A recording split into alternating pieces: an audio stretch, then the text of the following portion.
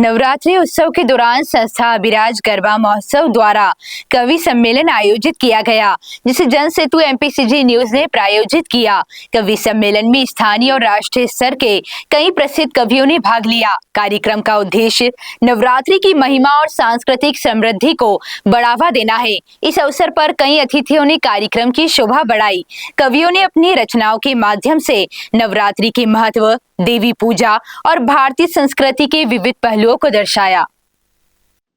कार्यक्रम में भाग लेने वाले प्रमुख कवियों में शामिल थे प्रोफेसर डॉक्टर राजीव जी शर्मा, अंतर्राष्ट्रीय कवि इंदौर, सुश्री शबाना शबनम, मशहूर अंतर्राष्ट्रीय शायरा, सरदार वाहेगुरु मस्ताना, लाफ्टर चैंपियन मुंबई, कुंवर जावेद साहब, अंतर्राष्ट्रीय शायर कोटा, असीम शुक्ल, सूत्रधार हास्य कवि एवं वाह भाई वाह फेम रीवा, शैलेंद्र जैन शेखर, एमडी जन सेतु एमपीसीजी न्यूज। कवियों ने अपनी कलम से ऐसी रचनाएं प्रस्तुत की जिन्होंने दर्शकों को मंत्रमुग्ध कर दिया। कार्यक्रम के समापन पर संस्था के हिमांशु यादव व आयोजक बंटी यादव ने सभी कवियों और उपस्थित अतिथियों का आभार व्यक्त किया। संस्था अभिराज गरबा महोत्सव और जन सेतु एमपीसीजी न्यूज का यह प्रयास न केवल साहित्य को प्रमोट करता है, बल्कि हमारी सांस्कृतिक धरोहर को भी सहेजता है।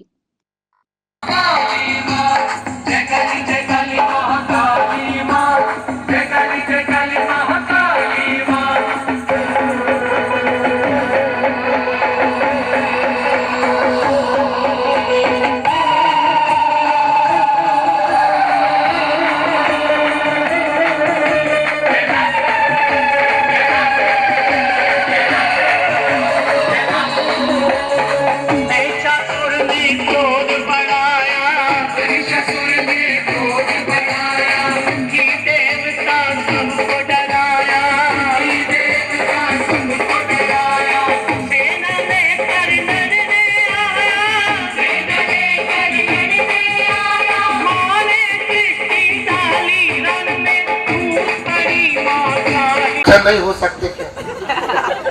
नहीं, हम कार्यक्रम में रहते जिसका ये मतलब थोड़ी।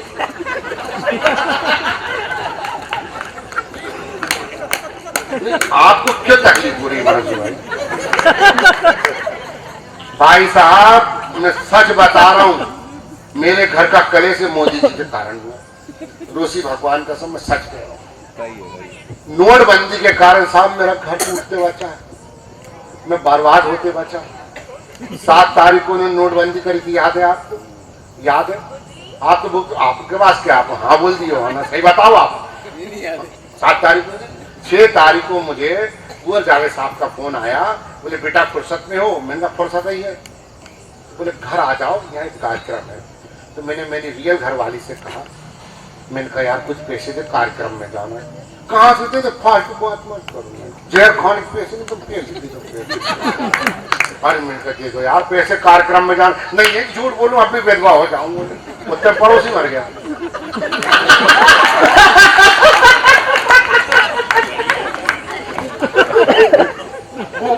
नहीं नहीं सही, हम क्या झूठ पे बना रही है? झूठ बोलो अब भी मर जाता ही कह रही। मैं तुम्हें जेल खाने को पैसे निकाल दे तुम्हें। भैया 6 तारीख को मैंने हिमांशु से पैसे लिया, मैं कार्यक्रम में गया रोसी, वहां पहुंचा, भगवान कसम 6 तारीख को घर से निकला हूँ, इससे पैसे लेके 7 तारीख को नोटबंदी हो गई। 8 तारीख को कार्यक्रम करके 9 तारीख को मैं घर लौटा तो 50,000 लेके दरवाजे में खड़ी थी, जमा करा अपने ही खाते हुए दरवाजे पर जमा करा। तुमने तो है कर दी, बात लग गई मेरी। 7 तारीख को उसके बाद जहर खाने को पैसे नहीं, 8 तारीख को मैं घर पे नहीं।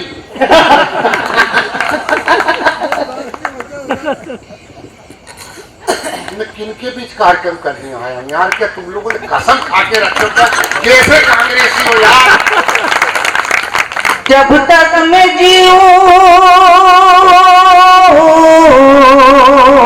जब तक मैं जीऊंगी तेरी राहों में रहूंगी, मैं तेरी नजर तेरी निगाहों में रहूंगी, मैं तेरी नजर तेरी निगाहों में रहूंगी। और ये बंद भी देखिएगा, ताली कमजोर मत करिएगा, मैं कमजोर हो जाऊंगी। ये नया गीत है, मैं पहली बार पढ़ रही हूँ। सुनिएगा। बहुत अच्छा दीदी, स्वागत कि है। मांगा भी तो भगवान से मांगा है तुझी को, मांगा भी तो भगवान से मांगा है तुझी को, चाहा भी तो जी जान से चाहा है तुझी को, चाहा भी तो जी जान से चाहा है तुझी को, साए की तरह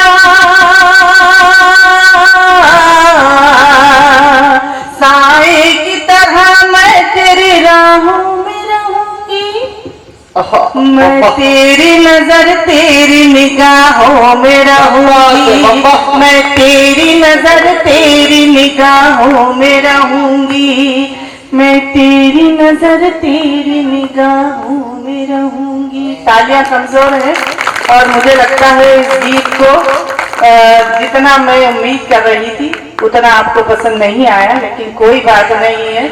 आपकी तालियों ने मुझे महसूस कराया है कि आपके मन तक ये गीत पहुंच गया है। अब एक गीत आपके मिजाज का, आपके आनंद के लिए पढ़ती हूँ, सुनिएगा। गीत ने शबाना शबनम की पहचान में बहुत इजाफा किया है, बहुत वृद्धि की है पूरे देश पे। वो गीत आपके बीच रखती हूँ, सुनिएगा। कि कभी गलियों में आए, कभी छत पे बुलाए, मुझे करे वो इशारे खड़ी खड़ी। कुछ शेर में बिना किसी भूमिका के, हिमांशु जी मंच के लिए भी बिना किसी भूमिका के, बहुत अच्छे लोग बैठे हैं। मुझे अंदाजा हो गया कि आप बहुत सही जगह जाते हैं। भारत मां दरबार है जिसकी मैं करता हूं दरबानी, भारत मां दरबार है जिसकी मैं करता हूं दरबानी, और ज्यादा नहीं बोलना, बात है इतनी पहुंचानी, मेरा परिचय बस इतना है, कुंवर भी हूं जावेद भी हूं, 1400 वर्षों से मुस्लिम, सदियों से हिंदुस्तान। ये मेरा परिचय बस इतना है, कुंवर भी हूं जावेद भी हूं, 1400 वर्षों से मुस्लिम, सदियों से हिंदुस्तान। 2-3 शेर और सुन देखिए, अच्छा लगेगा। अपने अंदर की सारी सफाई करूं, इससे पहले किसी की बुराई करूं, अपने अंदर की सारी सफाई करूं, इससे पहले किसी की बुराई करूं, एक ही है तुम्हारे मेरे पूर्वज, तुमसे किस बात पर मैं लड़ाई। एक लाइन में आज से वैसा कि वो दो पंडित आपस में लड़ रहे थे, दो पंडित आपस में लड़ रहे थे। तो हिमांशु भैया आनंद लीजिए भाई साहब, हम हास्य की तरफ बढ़ रहे हैं, विशुद्ध हास्य चलेगा कि दो पंडित आपस में लड़ रहे थे।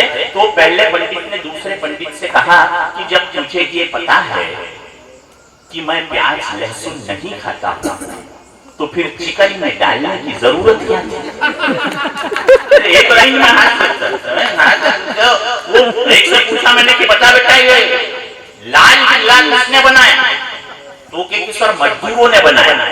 अरे मेरा मतलब ये कि किसने बनवाया, तो कि ठेकेदार ने बनवाया। आज की यात्रा कैसे शुरू होती है, आनंद लीजिएगा। ये भी कविता है, एक रसात्मकम वाक्यम काव्यम, आपको रस आ रहा है। ये कविता वो मेरा विद्यार्थी ये था कि सर इंटरव्यू देने जा रहा हूँ, कोई 3 महत्वपूर्ण प्रश्न बता दो। तो मैंने कहा कि यार भैया देख, पहला प्रश्न तो आ सकता है कि देश के प्रधानमंत्री का नाम क्या है, तो तू बता देना, नरेंद्र दामोदर दास मोदी। उसने कहा सर दूसरा प्रश्न, मैंने कहा कि तू बता देना, तेरे से पूछ सकते हैं वो भूगोल पे की पृथ्वी कैसी है, तो तू बता देना कि ऊपर से चक्की भले ही दिखती वो अंदर से गोल। उन्होंने कहा सर एक प्रश्न आपकी और बता। मैंने कहा भैया तीसरा प्रश्न ये पूछ सकते हैं कि देश को आजादी कब मिली, तो तू बता देना कि 1857 में नींव रखी गई थी, 1947 में परिणाम सामने आया, वो पट्टा उत्तर रख के चले गया। अब वो इंटरव्यू बोर्ड ने वो प्रश्न पूछने के बजाय जो मैंने उनसे बताए थे उनके अपने प्रश्न पूछ लिए, पर इसको उत्तर तो वही वाले याद थे। तो अब वो इंटरव्यू बोर्ड ने पूछा कि आप आपका नाम बताइए, तो इसने कहा श्री नरेंद्र दामोदर दास मोदी। तो इंटरव्यू बोर्ड के सदस्य ने उसकी तरफ देख के पूछा कि भैया तेरा दिमाग तो ठीक है? तो उसने कहा कि सर वो ऊपर से चपटा भले दिखता हूं, अंदर से एकदम गोल है, गोल। हाथ से कैसे पैदा होता है सर? गोल है, गोल। इंटरव्यू बोर्ड के सदस्य ने सोचा कि कौन इसके मुंह लगे यार। उन्होंने कहा चल छोड़, तू तो ये बता कि तेरा जन्म कब हुआ? तो उसने कहा कि सर सन 1857 में नींव रखी गई थी और 1947 में परिणाम सामने आया। संस्था विराज गरबा महोत्सव के आयोजक बंटी यादव एवं संस्था के सभी सदस्य पदाधिकारियों की ओर से बहुत बहुत स्वागत, वंदन, अभिनंदन। माता रानी के दरबार में पधारे सभी माता भक्तों का भी संस्था विराज गरबा महोत्सव की ओर से स्वागत, वंदन, अभिनंदन। अब आपके समक्ष संस्था विराज गरबा महोत्सव की कुछ बालिकाओं द्वारा एक रंगारंग गरबे की प्रस्तुति दी जाएगी। आप सभी आराम से बैठें, गेट में भीड़ ना लगाएं, यह कार्यक्रम आगे भी इसी चलता रहेगा।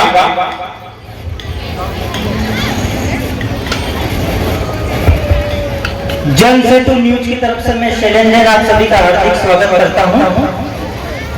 जन सेतु न्यूज के डायरेक्टर प्रतीक सिजन और संगठन से आग्रह करूंगा हमारे मध्य भगत करें।